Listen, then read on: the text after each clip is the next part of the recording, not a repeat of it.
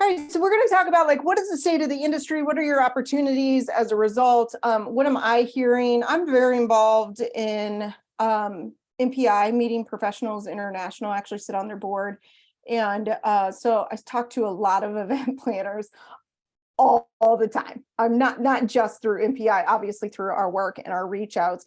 And so there's a lot of like trends that I've started to see, and a lot of research as I continue to look at what is going to happen in 2023 and how that kind of affects speakers and how we can capitalize on some of the things that are happening. So I'm going to share my screen here. No drawings today, so you get lucky. You show up the last week of the year and you don't have to deal with my drawing. So you're so welcome. You're so welcome. All right. Let me need to find my share screen. Here we go.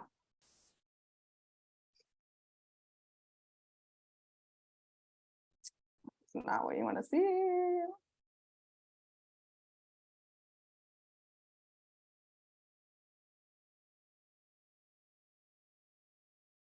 Here we go. All right.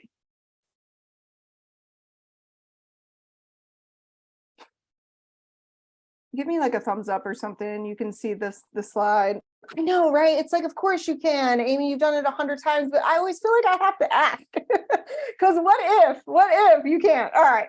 So this is state of industry and what to kind of expect in 2023. So as we look at the kind of where we're at, 2022 was really a recovery year. 2021 was kind of like an oh shit year, I feel like, as well as 2020 a little bit. And then 2022, we've started to get back to capacity. Hotels have started to get back to capacity.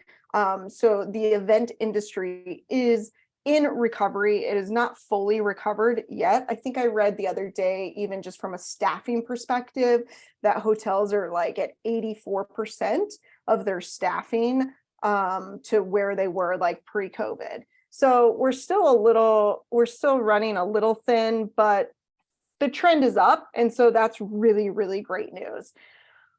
So as we kind of look at now moving into 2023, there's really, as I see it, there's three things in the event and meeting industry that are going to play a really critical role. And the first one, as you talk to planners, it's really like they're more strategic, I feel like, than they've ever been with planning and putting together their meetings and events. And some of the things when it comes to strategy that I'm hearing and that we're seeing is that events are going from like big multi-day events, like the 4 and 5 day events, to a much shorter period of time. So now they may have been 4 and 5 days in the past or like pre-COVID, and now we're at like 1 and 2 day events. So the length of the event is actually shrinking, which means to a certain extent program is shrinking, right? So they're trying to fit in as much as they can, but you're still not going to fit in 5 days of programming into 2 days. So we're seeing a lot more breakouts and less keynotes as a result of that. Also, what a lot of meetings are doing now is they're going from like their big national annual conference to more regional and local conferences so that they can touch those members who may not want to, fly across the country, because as we see the prices of airlines and hotels go up, that's going to continue to be a consideration.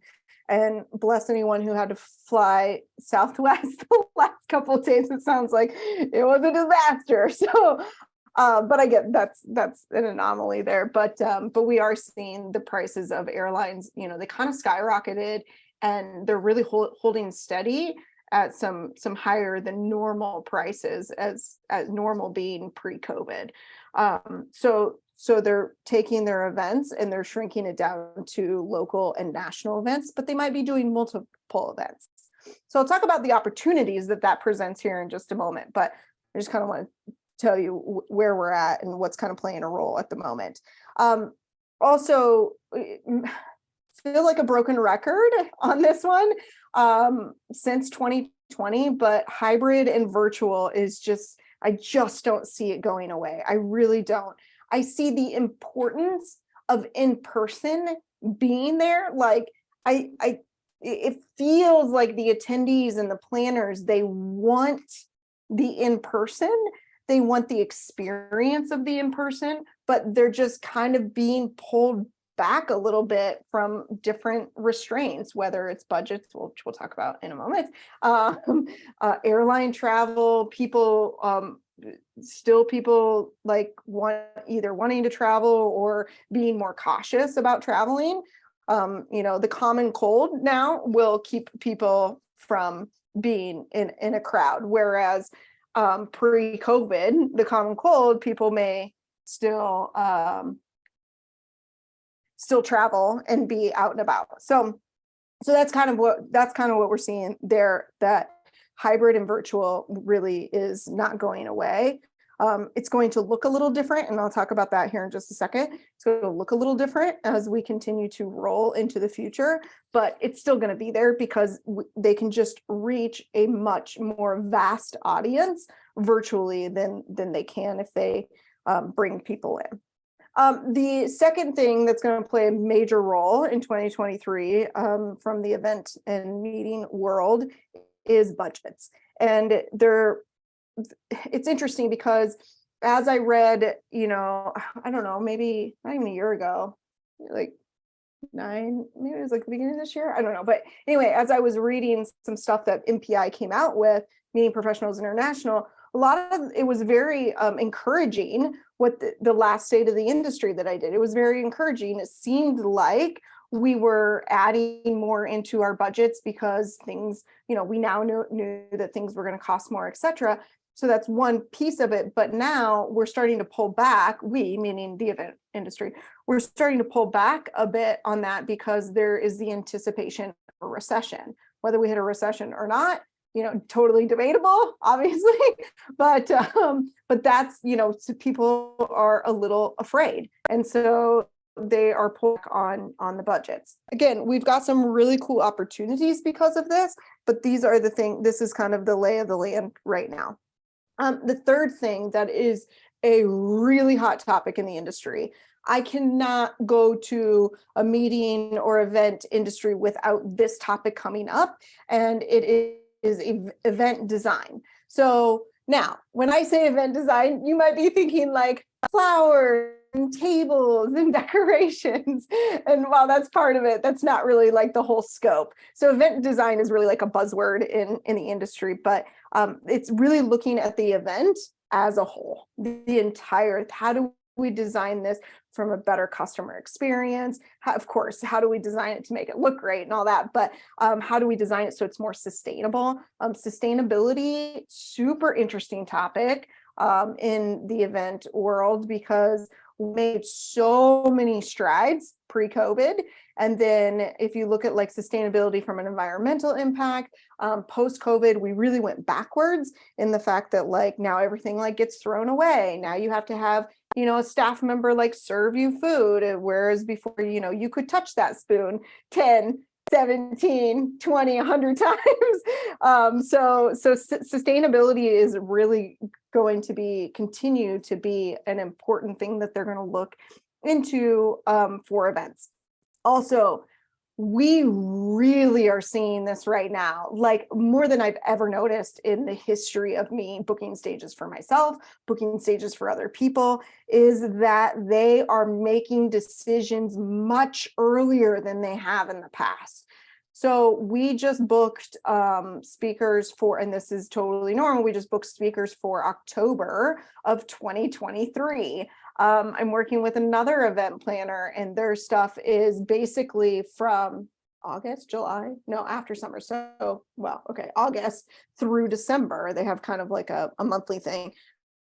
So August through December, that is different than what we have felt in the past.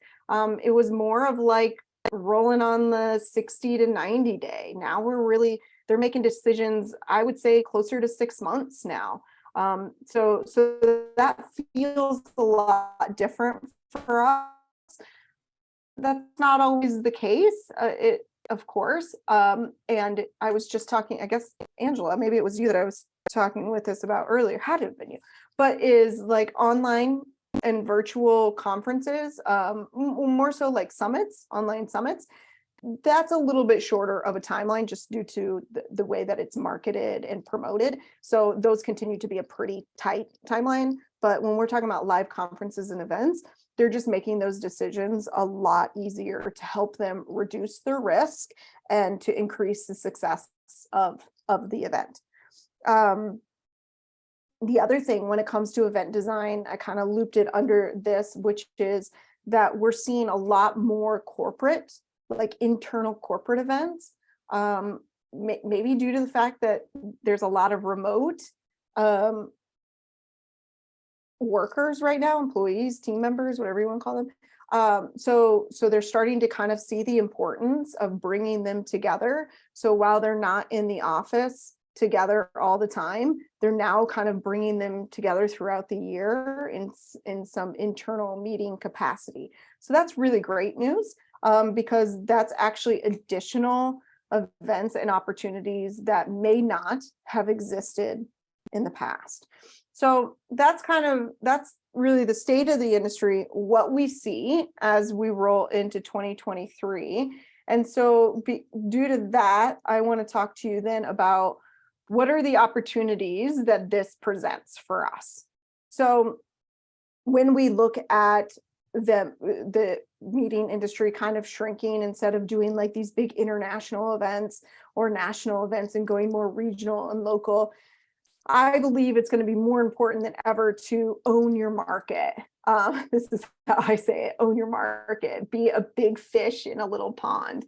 I think about my college days. This has nothing to do with speaking, but my college days, in the fact that, like, so I grew up in a fairly large, what I would consider a large city. We are talking about Nebraska here, but in Lincoln, which was about 350,000 people, and the largest university in Nebraska. And I chose to go to the University of Nebraska Kearney, which is it's still under the University of Nebraska subset, but they had about 8,000 grads, maybe 2,000 undergrads. So it was a fairly small school. But I often tell the story that, like, I was so involved in college. Like, I did everything. I was on the dance team. I played tennis intramurals. I worked at the bookstore. I was a diplomat. I was an ambassador. I was involved in my sorority and IFA, like all the things, right? And I often think that the success of my college was really because I was able to be, and I wasn't like I'm not saying like I was like super popular or anything. I'm just saying I was able to do a lot of things. But I was able to be like a big fish in a little pond. Whereas if I would have went to the larger university, I feel like I would have just kind of maybe struggled to find my way. And so own your market, like be the big fish in the little pond. Your little pond meaning whatever your market is, whether that's whether you live in a big city or not, doesn't matter. That kind of area is obviously much smaller than if you say, I'm just going to kind of be known here and maybe there and maybe in this industry, right? So like own your market and leverage those local events to infiltrate to those other regional and national events. I think that will be a big play in 2023. Also, opportunities. Learn and earn by being a dynamic virtual speaker. Dead horse. Did I say dead horse already? Dead horse, virtual speaking. It's not going away, right? So, but event planners, because of that, like event planner, people are not great at virtual speaking. Just going to say it. They're not. Overall, speakers have not figured out how to get caught up with it, because this is what most speakers do. What I'm doing right now is they sit down in front of their computer and they either like read their speech or they do like this PowerPoint presentation, like what I'm doing now, and they just kind of present sitting at their desk. If I didn't have these earbuds on, but you guys have seen me, like when I stand up, use your space, all of these things. So if you can be a dynamic virtual speaker, then they're going to be able to see that and you can get booked and have more opportunities. So I think that that's going to be really important in 2023. In fact, we are even thinking about doing a virtual speaker certification course to certify people in virtual speaking and teaching them how to be a great virtual speaker. The other opportunity that I see here is, and this one's a little different, and maybe something you haven't thought of yet, which is getting sponsors. So if our budgets are tightening, we still want to get paid, of course. And I know we talk about there's different ways to get paid from every speaking engagement, whether they pay a speaker fee or not. There's different ways to do that. And things that I have been starting on over the last probably 2 or 3 months for you guys is really digging deep into sponsorships and understanding how sponsorships want to work with speakers. Do they want to work with speakers? This is a bit of uncharted territory. And the fact that like when I would say, hey, this is my fee to an event planner, and they go, I don't know, that might be a little too high. You know what I used to say? I would be like, well, do you have any sponsors that would sponsor me? Or do you have any sponsors that, we could do something mutual for a book signing? And we were somewhat successful at that, depending on the event and what their relationships were with their sponsors.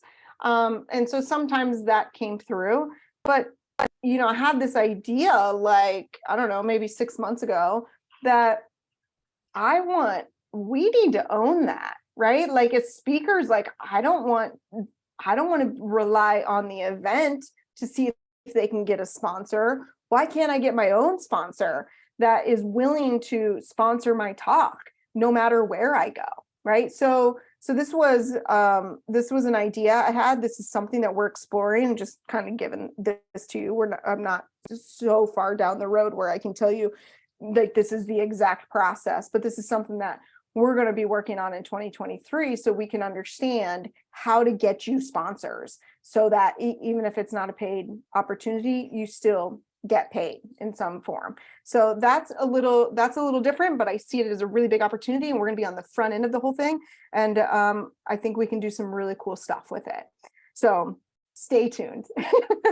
And then the last really big opportunity that I see is really being an expert in an industry.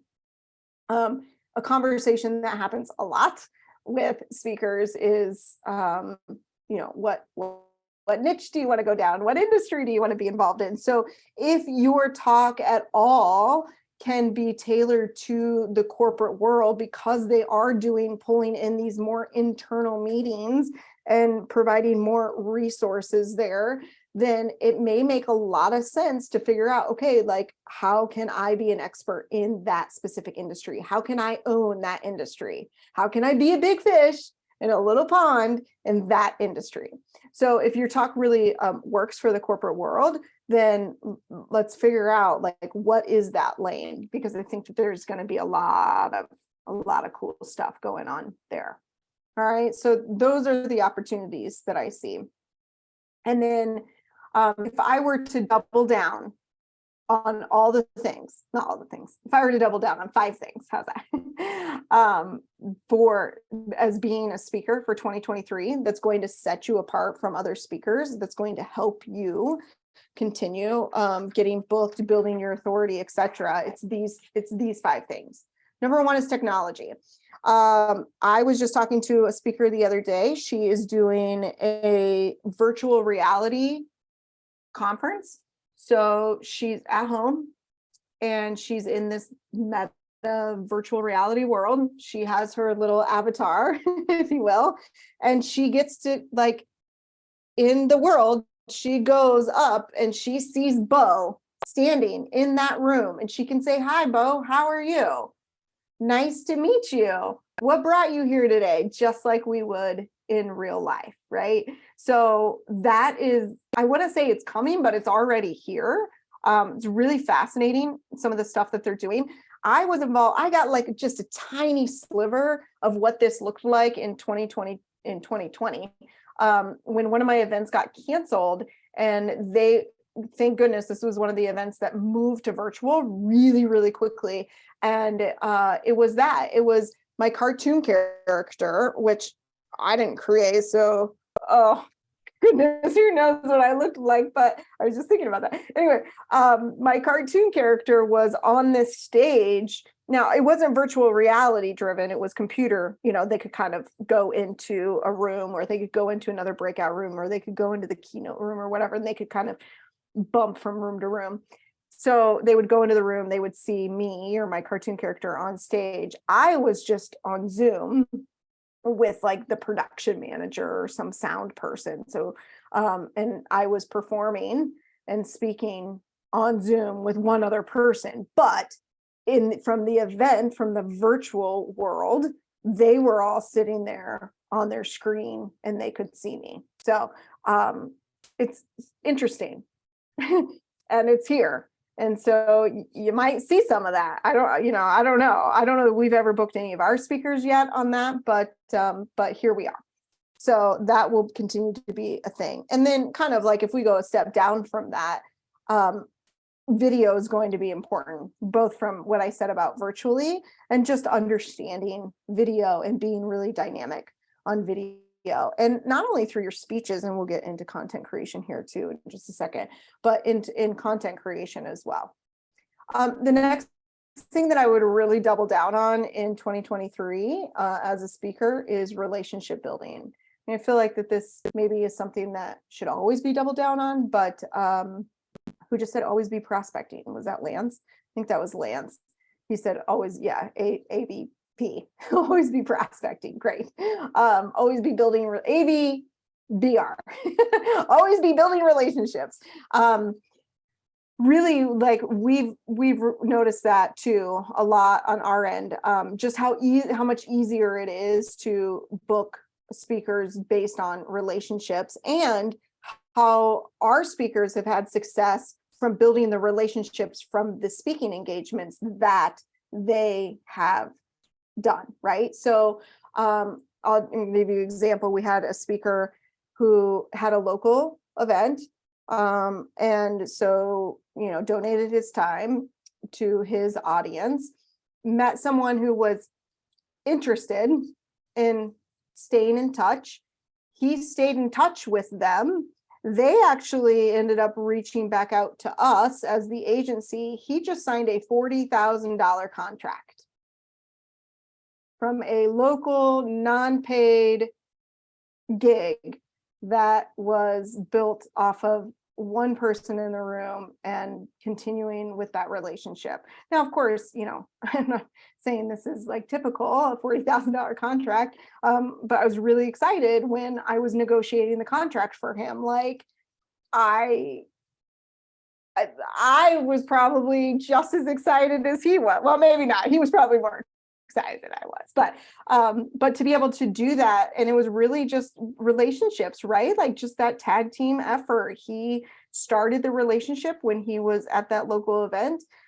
He didn't, oftentimes we see speakers like go into local events or even big events and they go and they speak and then they can just kind of peace out, right? And then they're like, well, that's that gig. I did it, there we go. But it's really just where it all begins. And so relationships are gonna take us much further in 2023, I think, than really they ever have. The next thing is content creation. And there's been some really cool things that we've been able to do with our speakers this year in content creation. And you of course building your content, whatever that looks like for you. I always say meet you where you are. So if you're new to content creation, you're probably not going to go and start a vlog, a blog, a newsletter, 5 different social media accounts, lives, TikToks. Like you're not going to do it all, right? So, but you do need to start somewhere, because what is happening is event planners really are, because it's so easy to seek you out in different forms online, that they're going out and looking at that content.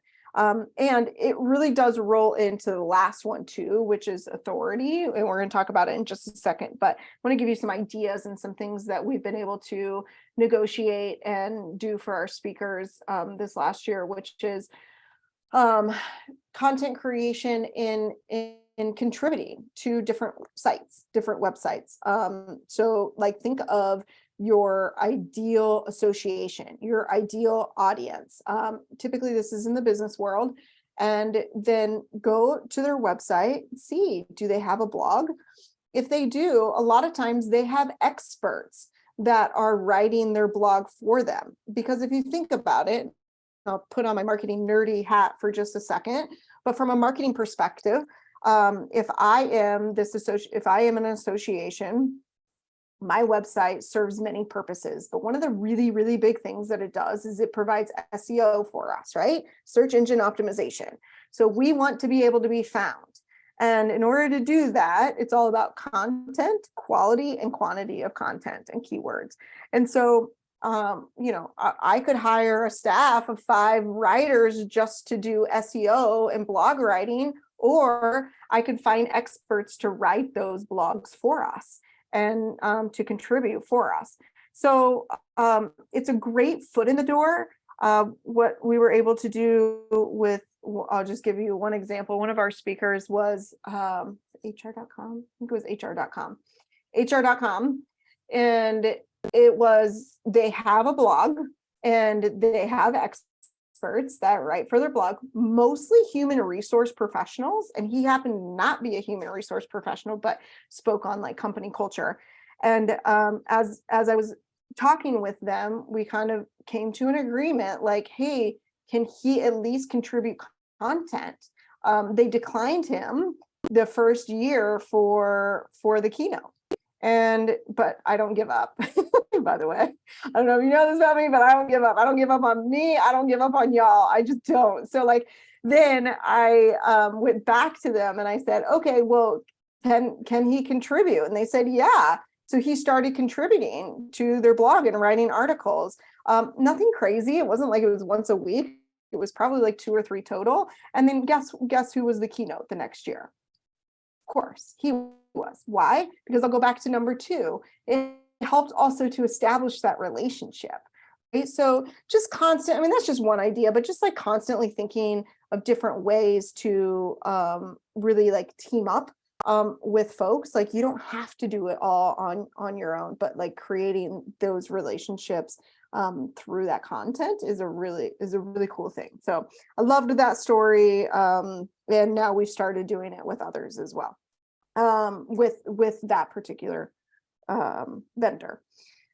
Personal branding will be very important in 2023 for some of the reasons that I already said. Just people are they just have access to you.